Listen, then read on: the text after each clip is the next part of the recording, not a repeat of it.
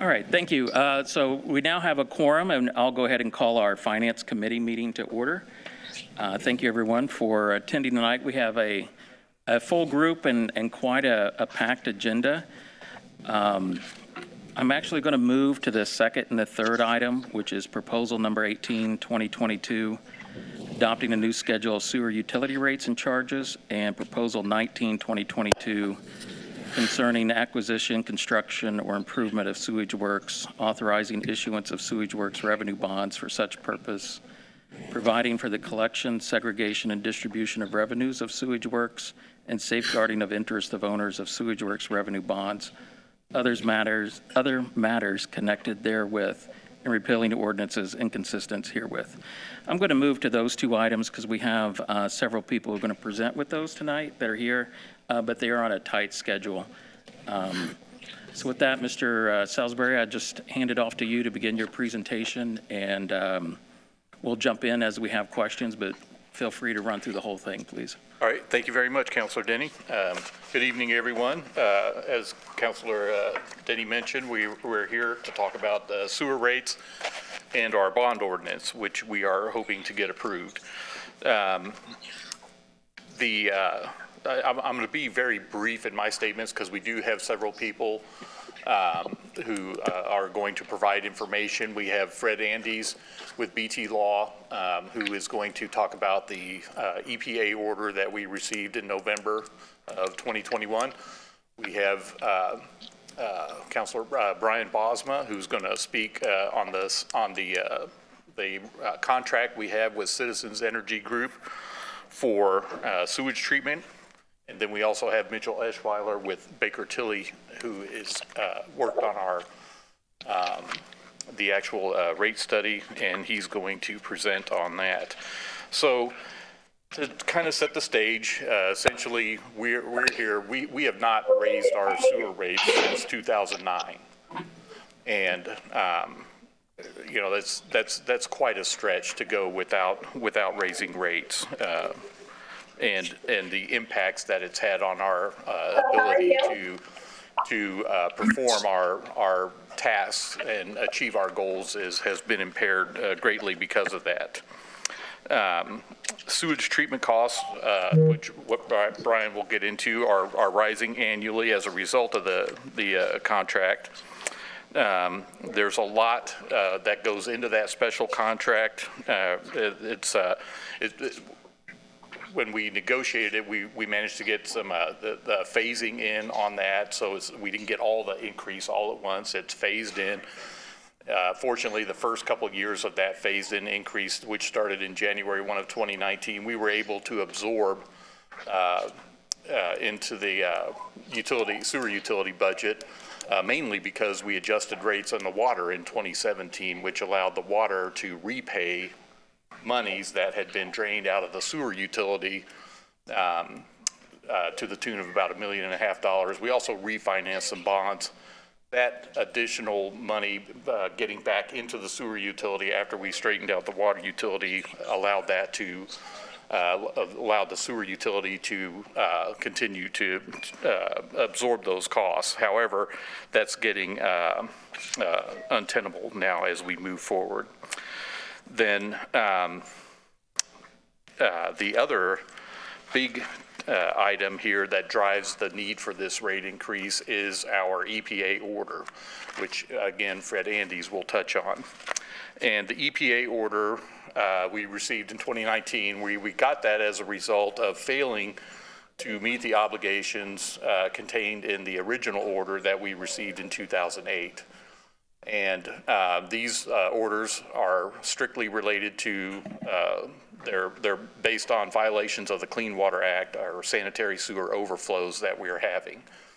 And so looking back at the history, by when we passed the last sewer rate in 2009, the intent of that was to generate the funds to do the projects that were contained in the study and recommendations that were done under the first order. So when we got that order, we had to go out, study our whole sewer system, come up with recommended fixes to make sure we address the issues that were causing these sanitary sewer overflows and correct that. So once we started doing projects, then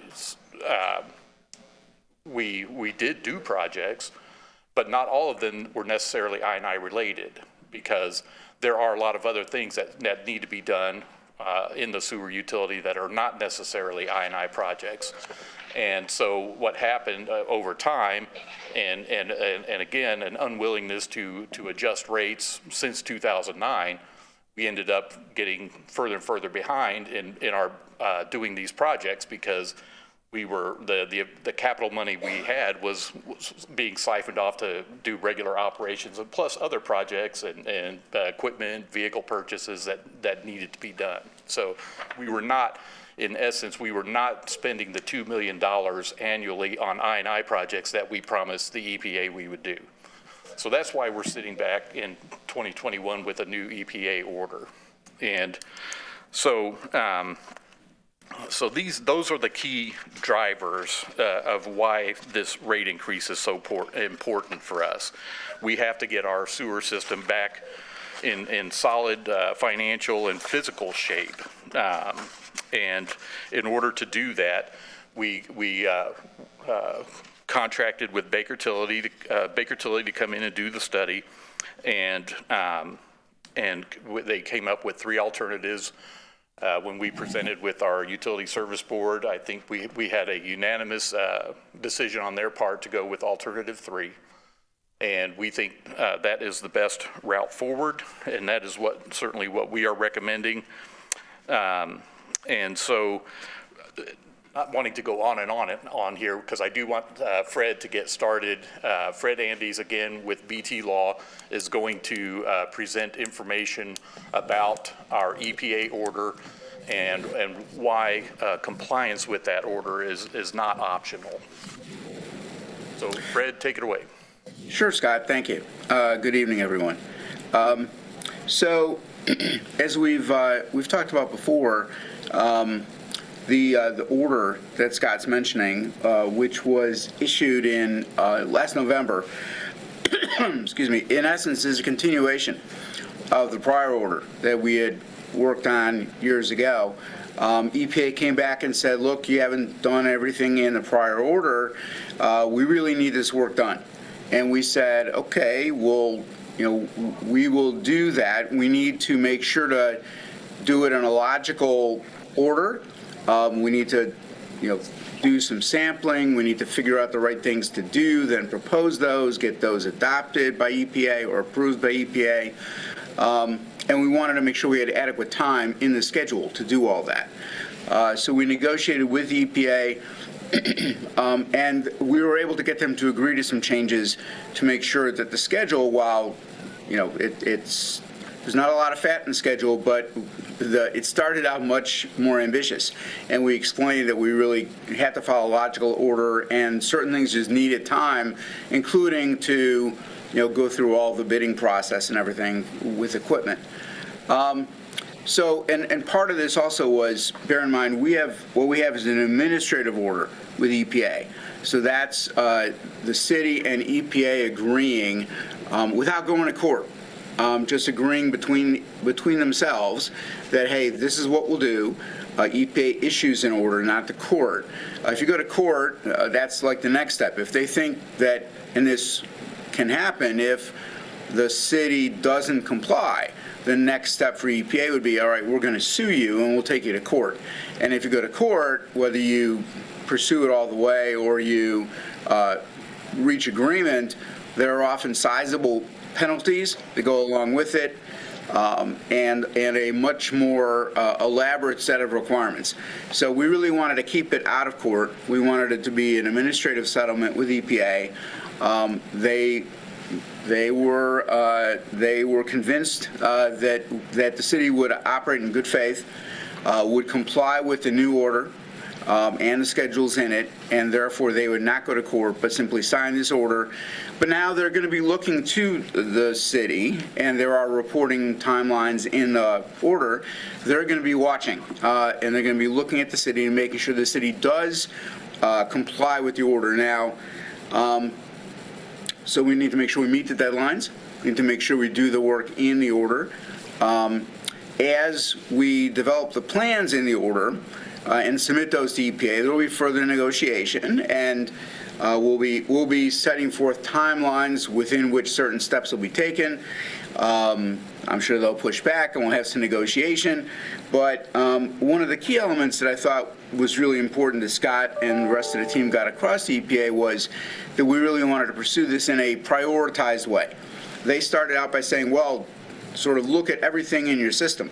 And we said, all right, well, we'll look at everything over time, but there are certain areas that we know pose concerns in terms of overflows, and we want to focus on them. And we had some discussion with them because they did see some areas of critical need, and we really wanted to spend the bulk of our time and attention focusing on those.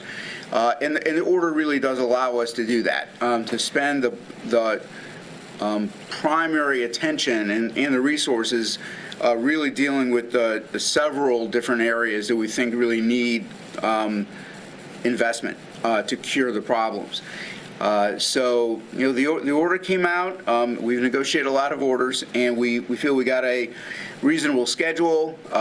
And now the city needs to meet the schedule, develop the documents, propose the plans, get those approved by EPA, and then implement those plans. And if we do that, the city will stay out of court. EPA will not file any lawsuits or impose any penalties. They'll simply be watching to make sure the city does what it says it would do. So, glad to answer any questions. I have a couple questions for you, if that's got a second. So what was the year of the original order? You mentioned it a second ago, and then there was another administrative order that was negotiated. What year was that one?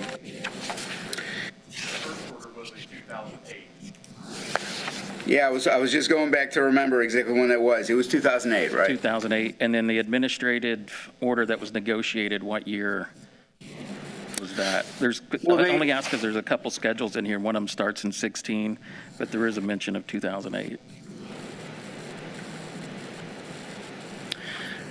Well, we had, and Scott can probably elaborate on this, but we had a number of check-ins with EPA over time.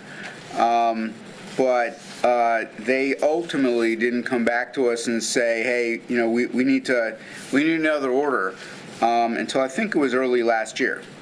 Did they say we need another order because we were out of compliance, or we needed to negotiate another order because there were some more issues? Well, the city had agreed to spend a certain amount of money each year on the rehab work. So EPA was periodically checking to see if that was spent. It was a $2 million annual expenditure in the original schedule that was submitted in 2010. And so periodically EPA came back and said, hey, how are you doing on that? And we were filing reports. They ultimately came back and they didn't do anything for a while about it. And then they finally came back and said, okay, you're not in compliance with that requirement to spend a certain amount each year. We really need to talk about what to do next. And that's when the enforcement people at EPA step in, and we didn't want them suing and imposing more requirements. We said, look, let's talk about how best to deal with this going forward. Here's where we are. We did talk to them about the fact that there was some work done in the intervening years, and there was some progress, and we wanted to build on that. And we were able to come in and say to them, okay, let's talk about the terms of another order. Here are the things we think make sense to do going forward, and then we negotiated with them over the exact details. Mr. Chair? Let me ask one more question, and then Councilor Whitfield his question, and then I'll to Councilor Giles. So roughly about 14 years is when this started, so 14 years ago, 2008. So you mentioned that there was some projects that you negotiated. So this is on top of the 5 that are listed in the EPA order that are essentially manholes that says these are the point sources. So there's other projects that you're utilizing to. Scott stepped up to help answer this one.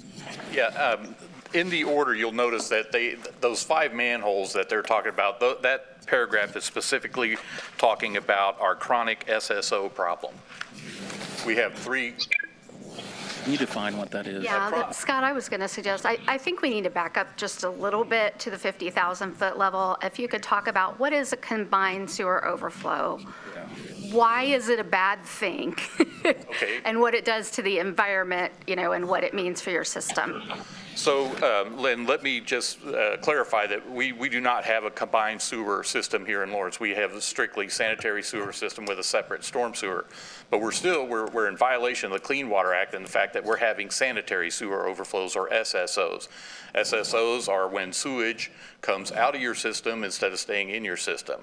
The reason sewage is coming out of our system is because the system, especially when you get in the older parts of Lawrence, where there's a lot of very old and decrepit vitrified clay tile pipe. It's old clay tile pipe, and this stuff is broken down. It's separated joints. There's cracks in it. There's old style manholes with leaky lids, block and brick construction. It's just leaky. So all this groundwater is getting into our system. It's taking up capacity that's supposed to be for sewage. And so when you get a good rain event, the system surcharges and it starts coming out the manholes. And so we have 3 areas that are considered chronic because on almost every rain event above a certain magnitude, we know that they're going to overflow there. So we're talking raw sewage in people's yards and in streets and stuff like that? Yes, yeah, typically it's sewage is coming out of manholes. Now, the one thing to keep in mind, yes, it's coming out of the sewer system, but there is a lot of rainwater mixed in there too. So it's not, I wouldn't classify it as raw. Pure raw sewage, yeah. But Anything that would go in a drain could come out. Still, regardless, it's illegal. It's a violation of the Clean Water Act, which is why we're in the situation we're in, is because we have not invested in our sewer system over the years as we should have. We should be doing annual main replacements, improvements, rehabilitation with today's technology, the cured in place linings. I mean, this is stuff we should be doing, every utility should be doing on an annual basis, manhole rehabilitations. We're getting ready to start our SWIFT grant ARPA funded project. Matter of fact, it's already started. So we'll be doing the same thing. The pipes that can be lined, we're going to line. Those that have to be replaced will be completely replaced. We'll be addressing customer laterals. So every customer connection from the main to the right-of-way line will be replaced on all the segments that we work on. So these are the things that we need to be doing. Unfortunately, we just can't do them because we do not have adequate funding at this time. All right, thank you. I'm going to get to questions here. Councilor Whitfield, you had a question? Yes, I do have a couple of questions, so please stay. Sure. The first question is, I keep hearing administrative settlement and orders. So how many administrative settlements or do we have at this time? We received an agreed order in 2008, which, as Fred mentioned, the EPA came back to us in early 2021 and said, hey, you know what, you guys are not in compliance with this original order. And as Fred said, we had a series of conversations with them, and we agreed to, there's no need to escalate. And so we came to an agreement which resulted in our administrative order on consent, which we received November of 2021. So we only have one order in place right now. Okay. So it's an order issued by EPA instead of a court. So it's an administrative order. It's still binding. It's still legally binding on the city. But it's issued by EPA in agreement with the city instead of going to court and having a judge issue it. So with that administrative settlement, what is the cost? What did we agree to? And when is this going to happen? Because the reason why I'm asking that question is because in 2019, you said we failed to meet, or we were working and using the money that we have for other projects and not the money used for. Right. So In the original order, we had a set of recommendations, a spreadsheet, if you will, and it's in that packet I gave to you guys, of all these projects that needed to be done to address the obligations under that original order. Well, the 2009 rate increase was supposed to generate the money to be able to do that. However, I don't think it went far enough in the fact that you still have routine O&M costs that you have to deal with. We have annual sewage treatment costs that we have to take into account. Plus, again, there are other capital needs that the sewer utility, just like the water utility has, that don't necessarily have anything to do with inflow and infiltration removal or stopping these CSOs, or SSOs, I'm sorry. So that's how we got behind, is because we had other projects that were equally important that had to be done, but this didn't move the needle on I&I removal, but they still had to be done. The lift station improvements, we had 5 major lift station improvements that have been done in that period. One of them over in the Brookhaven lift station, you know, that thing was built in 1955 and it wasn't touched until 2013. That's the kind of issues that we are facing. And so the fact is that yes, we have a lot of money to spend. We still have $32 million worth of projects. If you look at that spreadsheet that's in your packet, those are all, again, the projects that were not done.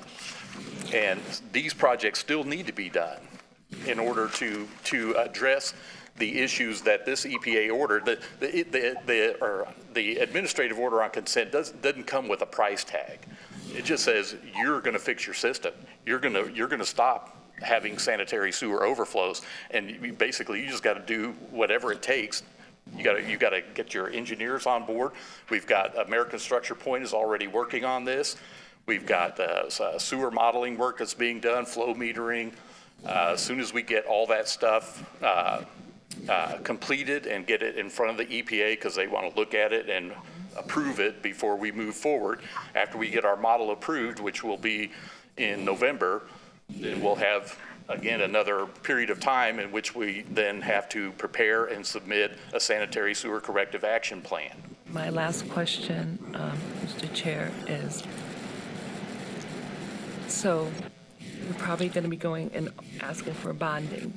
What guarantee moving forward that this money will be definitely used to keep us on track and not fall behind, continuing to fall behind?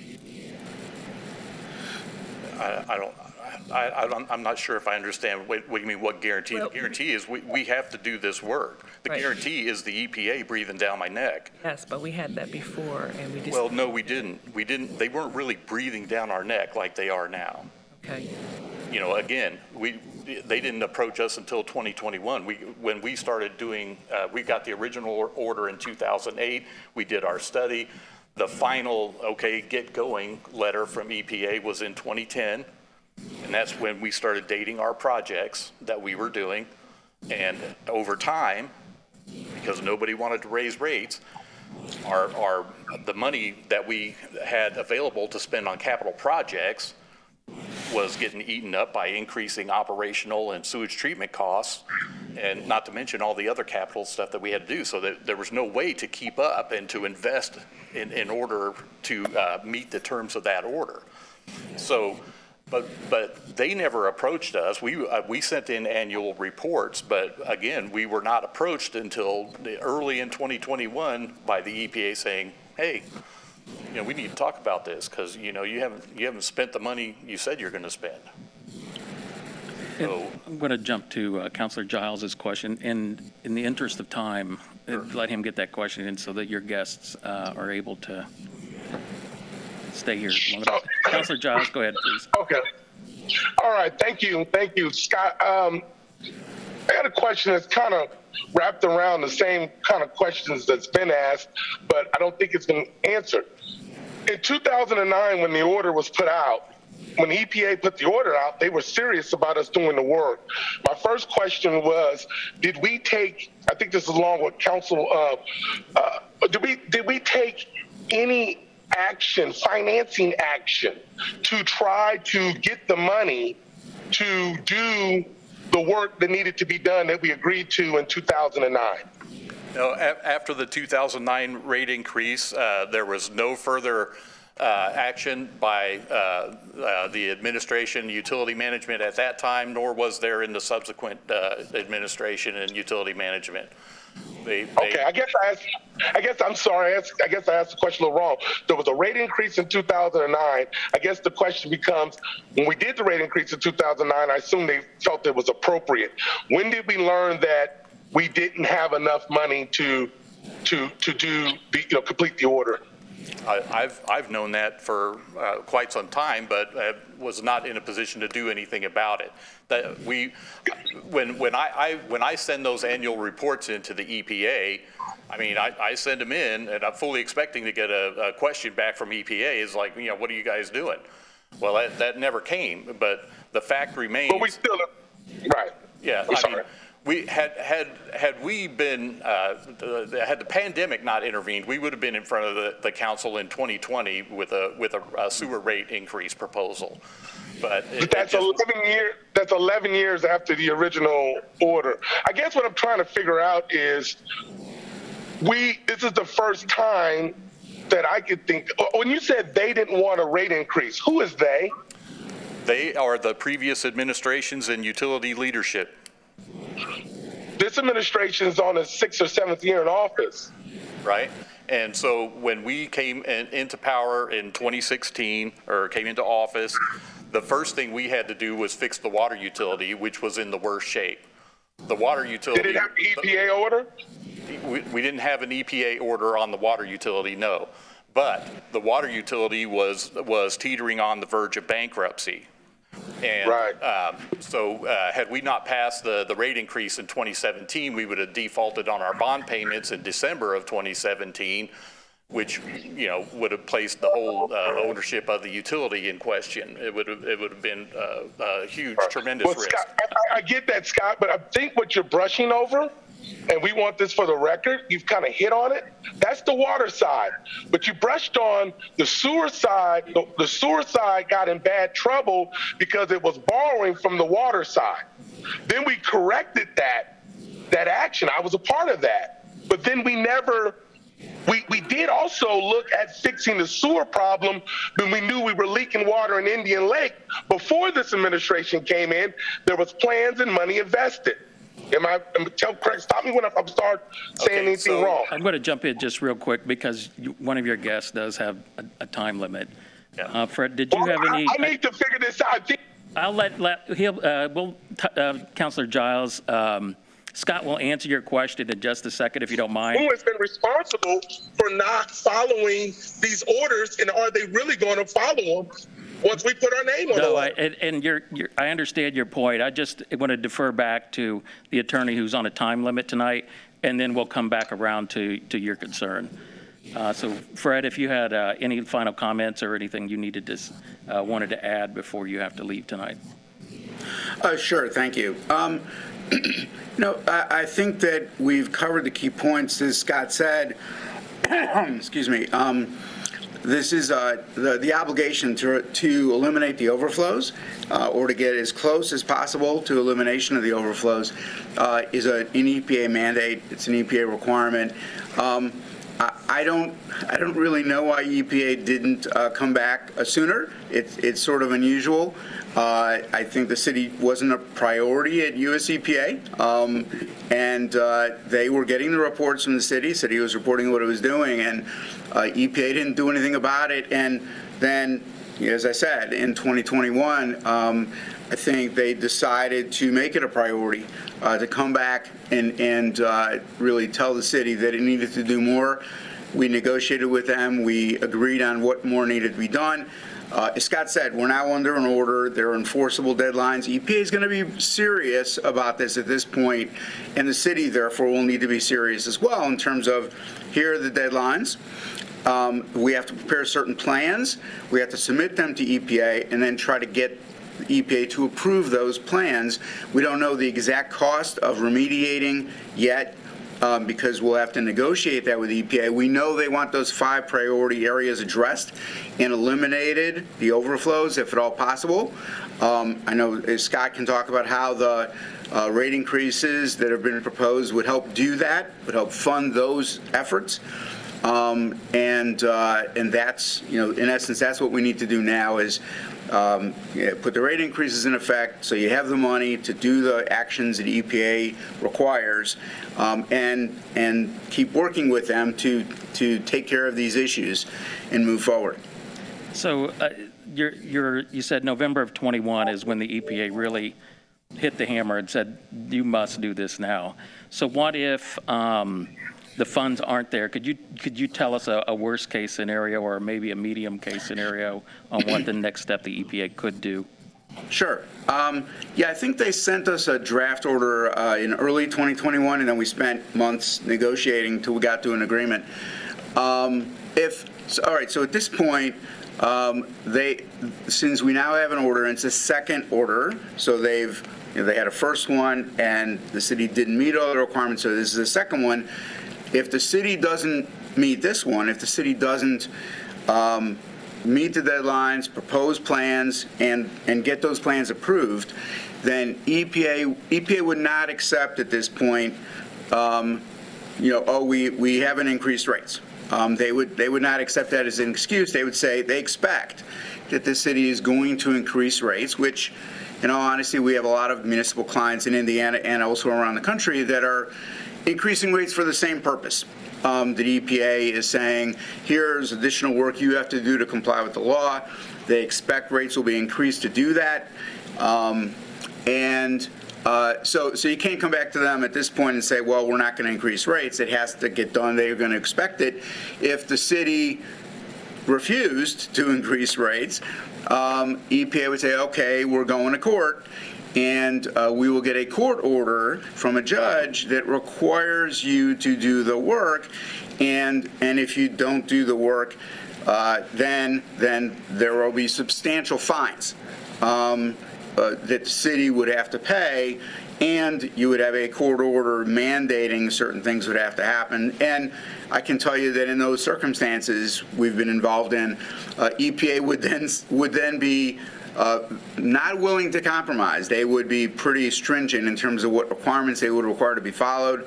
Any flexibility that we can get out of them in this situation that would be gone in that situation, so it would probably cost the city a lot more money in the long term if it went in that direction. So the preferable course of action is to do the rate increases, take the actions, get them approved by EPA, and just move on. Excellent, thank you. Yeah, Fred, and I would like to add to that too, and I think Fred is specifically relating to item number 80 in section 7 of the general provisions of the order. Specifically, paragraph C there says, A and B talk about monetary fines, but C says that the EPA can seek criminal penalties, including fines and imprisonment, for negligent or knowing violations of the Clean Water Act. So negligent or knowing acts, at least in my interpretation, I got a couple lawyers here probably can correct me if I'm wrong, but we know there's a problem. We know what we need to do to fix it. If we don't take that action, to me, that's negligent or knowing violation. That is a possibility of criminal penalties. So, yeah, that is possible as well. So go ahead. So I guess, should we wrap up with Fred? Does anybody have any more questions for Fred? So I know he's got to get going. All right, well, thank you, Fred. I appreciate the input. Thank you. Appreciate the ability to go have some family things to have to take care of. So thank you. Thank you, Fred. Bye-bye. So, Scott, to follow up what you were talking about on section 80 there. So it's a substantial amount. It's $22,584 per day. Per day. That occurred after November 2nd, 2015. And then additional penalties from December 23rd, 2020, up to a total of $282,293. So Yeah, there's a further penalties that can be up to $56,460 per day. So we just obviously don't want to get there. And I certainly am not going to jail over this. Yes. So, nor am I going to give all my money to EPA. I did want to address Counselor Giles. You talked about, we didn't comply with the order. So if you remember back in 2017, we passed the water rate increase to fix the issue with the water utility. So that first phase hit in I want to say May or June of 2017. Then there was a gap year of 2018, and then we had two additional phases of that increase that hit January 1 of 2019 and January 1 of 2020. Mm-hmm. The reason we didn't do sewer at the same time was to avoid the piling on. So our plan originally was to address the water after that 2020, that last phase of the water rate hit. Then in mid 2020, we would come in to do this same process here for the sewer utility, and hopefully have at least no later than January 1 of 2021, we would have been having the rates generated to do the projects that we need to do. So unfortunately, the pandemic intervened there and kind of set us behind. But and Councilor Whitfield, to your question, what guarantee do you have? I say all you need to do is look at what we've done with the water utility. We raised the rates on the water utility, and we've spent $30 million. We've got 3 brand new water treatment plants. We've got all our elevated storage and ground storage tanks are addressed. We've got over 32,000 linear feet of water main have been replaced. We've replaced upwards of 7,500 water meters. I mean, we're doing the work, and we're going to do the same on the sewer because it has to be done. Again, I apologize for not making it, and at the end, like the last statement that the one gentleman made, I lost my Zoom connection in my car. I didn't hear the answer back, so I apologize if I state something that has already been answered. I apologize. Scott, I've seen the work. You've done wonderful work. The guys that we have, the men and women we have over at the water company are excellent. These words and questions and criticisms that I have nothing to reflect on the people who are on the ground doing the work every day. Mm-hmm. The issue that I'm concerned with is it seems to me that our back is against the wall with the EPA today. They gave us an order 11, 12 years ago. We did a rate increase on it. We tried to address it. But it seems, I was trying to get a date of when did we learn that what actions that we took in 2009 were not enough to do what the order states. That would have been in early 2021 when the EPA... It took us 10 years to figure out that we weren't spending money? It didn't take us that long to figure out. It took that long for the EPA to approach us and say, hey, you're not in compliance. Scott. The question is internally, when did we figure out? We knew operationally. You can talk to anybody, myself, or anybody working in the sewer department. We knew we didn't have the money we needed to do the things we needed to do. But we had management and administration telling us, we're not touching rates. So there we go. That's where I'm going. I stated to say the folks on the ground, it has nothing to do with the people that are working at the water company. They don't approve the financing. I'm trying to figure out that since I've been on this council and on the water board, no one has come to me to say, let's fix the sewer, even though we knew the sewer was in trouble. Mm-hmm. Now, Big Brother is holding us to the fire, right? And they're going to say they're going to spank us if we don't do what they say because we ignored them until they're at that point. And unfortunately, I don't know about the world you guys live in, but somebody has to be accountable for the ignoring. Somebody has to be accountable for the budgets. Who's the controller of the utility budget? Who is the controller of the city budget? Who is on the water board? Because now it's being put on us to fix it in a very quick manner, and it could have been done, like you said, a little bit at a time, all along. So how do we... Unfortunately, the people that should be held accountable are no longer here. I've been on this council for 7 years now, and I've approved several budgets. I was on the water board for 3. And so that's close to 10 years now, give or take. And so I want to hold myself somewhat accountable because I haven't done my job, and most of this work is being done in my district, where most of the overflows are in District 1. So my issue is, and I know this may not seem to correlate, but it seems that District 1 gets fixed last, even when it's a sewer issue. So I'm a little frustrated. I'm happy that we're fixing it now. Scott, it's no criticism of you. I'm just saying, in 2000, we're 11 years, 12 years later, and now we're about to address an issue that should have been addressed aggressively through time. And in the interest of time, you have other attorneys that are here tonight that I'm not sure they'll be able to come back, and we have about 15 minutes. Would you like to have them present as part of it, and then we can route back to some of these questions and concerns? Yeah, I think Brian can probably, I'm trying to figure out what I did here. Mr. Chairman, if it's okay, I don't think I need to go through the PowerPoint. I can just talk we'll the let council, Brian go into the that, but committee through kind of short history and then answer questions. Sure. If that's satisfactory, sir. Sure, Okay, that's great. fine. Thank you, Mr. Chairman, members of the committee. Brian Bosma, Kroger Gardis and Regis, 111 Monument Circle, 46204. We're joined also in person there by Doug Kowalski from our firm, in case I wasn't sure I was going to have a good connection. So, but he can remain for the council meeting and answer any questions as well. Just briefly, we gave in 2017 a full presentation to the council regarding a series of rate increase requests from Citizens Water Authority, which handles the sewage disposal costs for the city of Lawrence. Very briefly, at least since 1981 and most likely since 1971, the city of Indianapolis, the city of Lawrence paid the city of Indianapolis, along with 5 other satellite customers, Greenwood, Southport, Beech Grove, Ben Davis Conservancy District, paid the city of Lawrence to treat its sewage rather than maintain its own sewage treatment facilities. In 2010, those contracts, which had been in existence for some time, were assigned by the city of Indianapolis to the CWA Authority, which is an affiliate of Citizens Energy Group.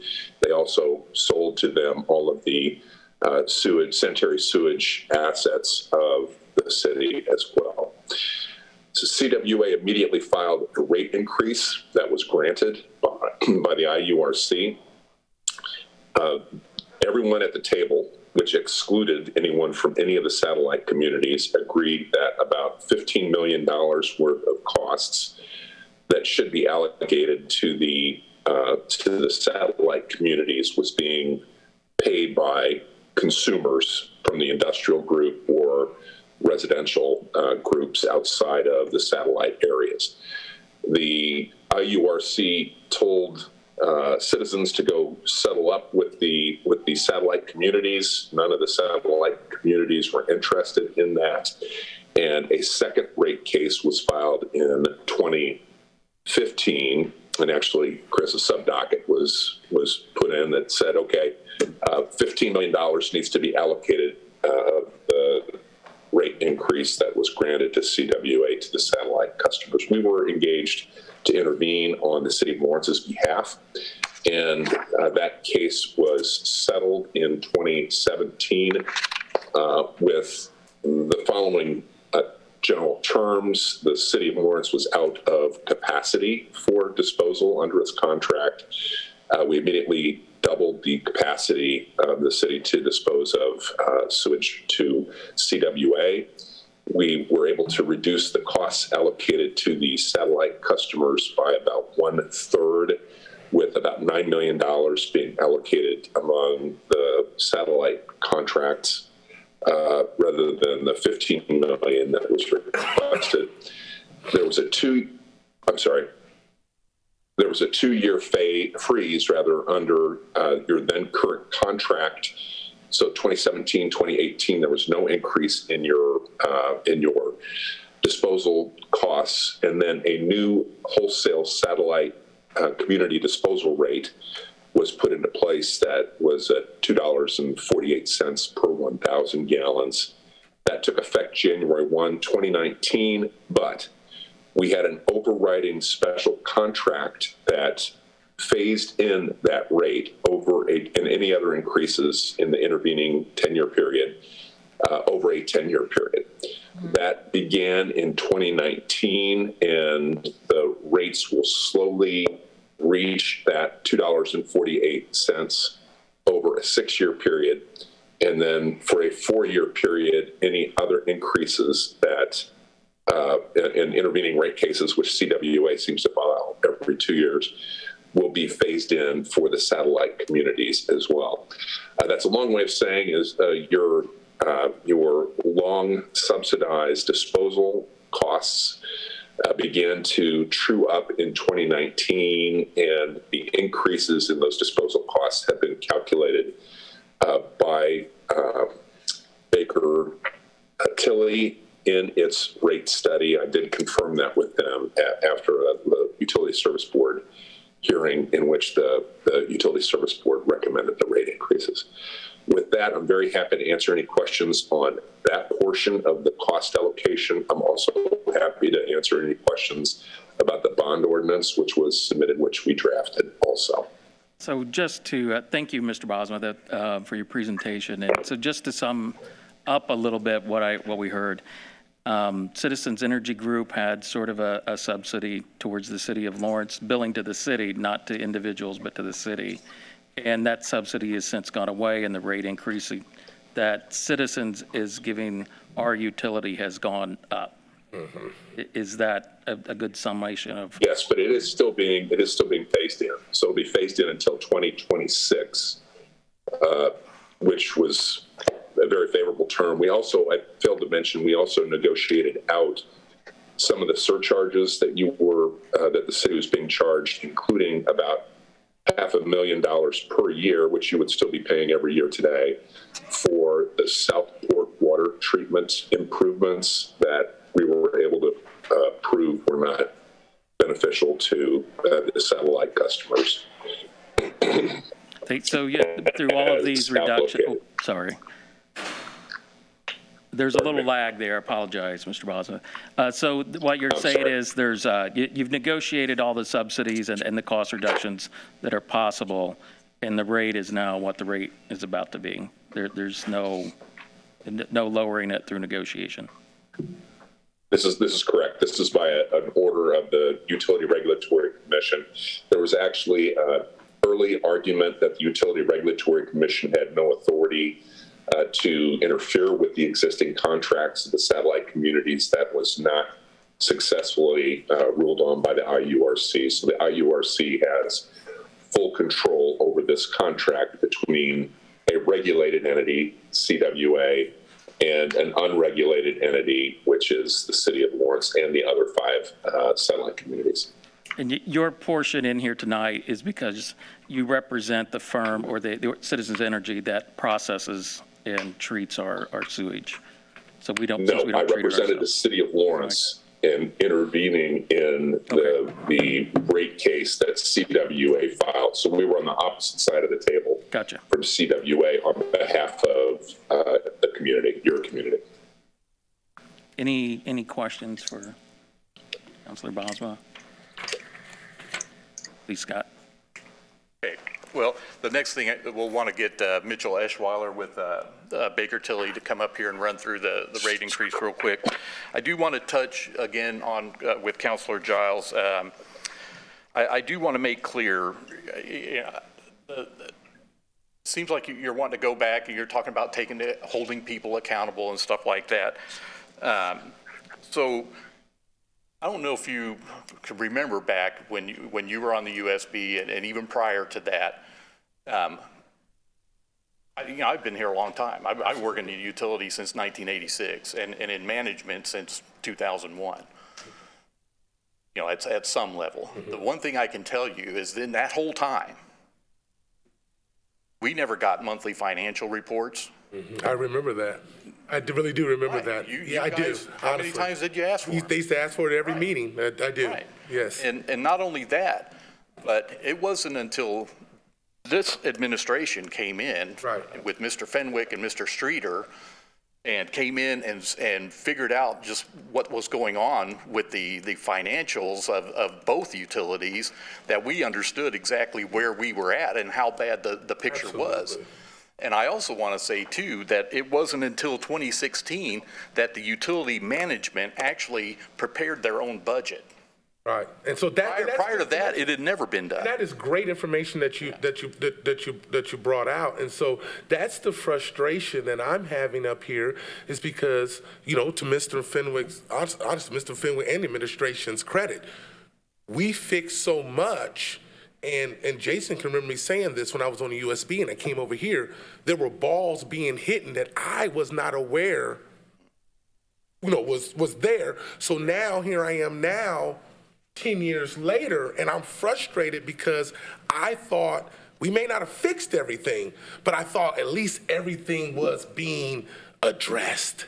And so to hear today that it wasn't even attempted, that's why I was asking you questions like, okay, if we supposed to spend $3 million a year to be in compliance, did we at least spend $500,000 trying? I don't know, and that's where I get frustrated, If I had the technical skills to bring my map up, I could show you. We've done a lot of. I know that Brookhaven lift We've done station, a lot of sewer improvements, right? but not what the EPA needed. We had to do They both. weren't all, but again, they were necessary.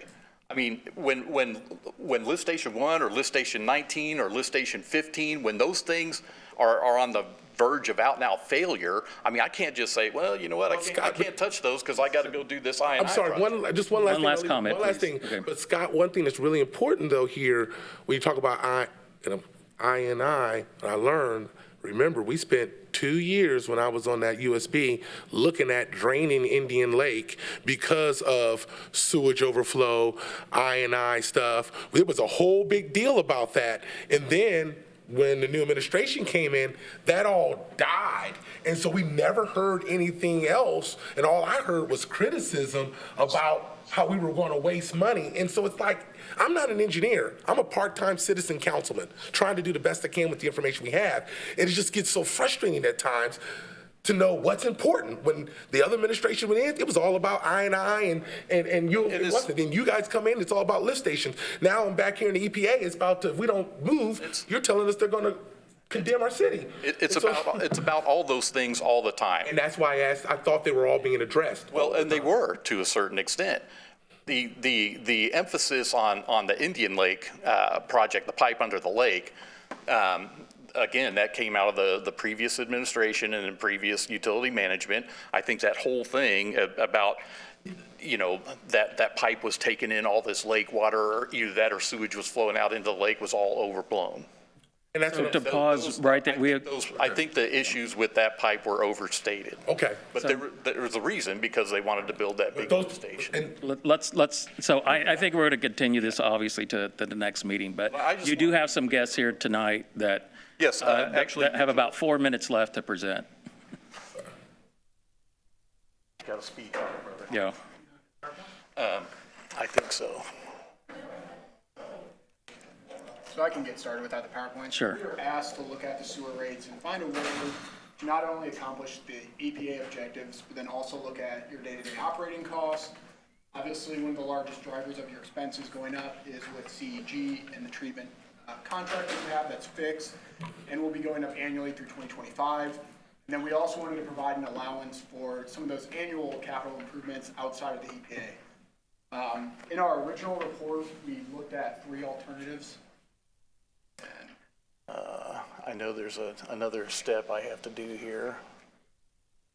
Is it file? Nope. Go to slideshow. All right. Hit the arrow. Right here. Yeah, downwards.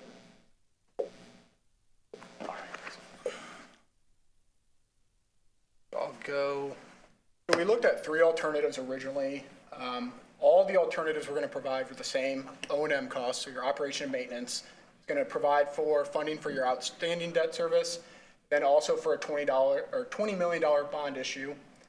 The difference between these alternatives was how much money annually you were going to have to spend for some of those, like lift station improvements, sewer lining. Alternative 1, we looked at starting in 2022. We would set that benchmark at $2 million. and that was going to slowly build up to $3 million in 2025. Alternative 2, we were going to fix $2 million each year. Alternative 3, we were going to take a more conservative approach and start with $800,000 annually and then build that up to $2 million in 2025. The last 4 columns here, you can see the rate impact on a customer using 4,300 gallons. I'll focus on alternative 3 here since that's ultimately what was recommended here. Under the first increase, this customer would get an $8.60 increase. That would be under phase 1. Phase 2 in 2023, the rate would go up $9.33. 2024, $3.83, and then the final phase, $3.91. So you can see here, if you're looking at alternative 1 and 2, which were ultimately not selected, under these alternatives, those same customers would be getting a larger upfront increase in the rate. Is the amount the same though? Do those total the same at the end of 2025? They do not. Alternative 2 and 3 are very close because they both end at $2 million. Alternative 1's higher because you're going to end at $3 million, $1 million more. In the last slide, you'll be able to comparison. I'm sorry, sir, the clerk didn't catch your name for the minutes. Mitchell Eschweiler. Thank you. One of the other items that we wanted to address, and this is what we did, if you recall, back when we did the water increase, is what can we do for some of those low-volume customers or for some of the low-income customers. So similar to what we did on the water, we've implemented Tier 1 and Tier 2 rates. Tier 1 is any customer using between 0 and 1,200 gallons. You can see currently, under the present rates, they would get a charge of $27.05, and we fixed that through each of the different alternatives where they would end up at $27.05. So these customers would be experiencing no increase in their rate.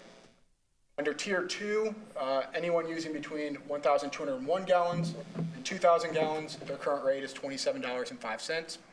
Under this, they will get a slight increase by alternative 4, or by phase 4 of $30.98. So really trying to mitigate the impact on some of those customers. And then Tier 3 is where you would see the full impact of those rate increases. Currently, if you're using 4,300 gallons, you would get a rate increase, or your rate would be $27.05. By 2025, under alternative 3, which was the selected alternative, the rate increase would be $52.70, or their monthly bill would be $52.72. Again, this is just comparing a customer using 5,000 gallons. You can see here under each alternative, their bill currently would be $30.92.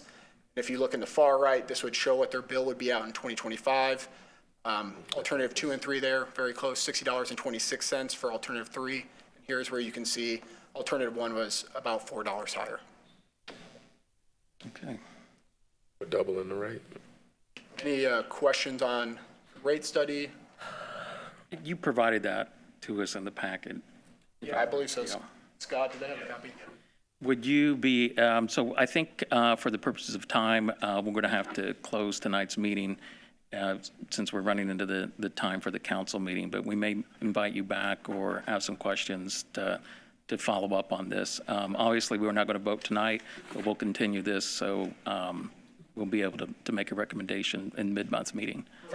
Appreciate it. All right. Thank you. Thank you. So with that, I will, the Finance Committee meeting is adjourned, and we'll reconvene right before the mid-month meeting to finish this presentation.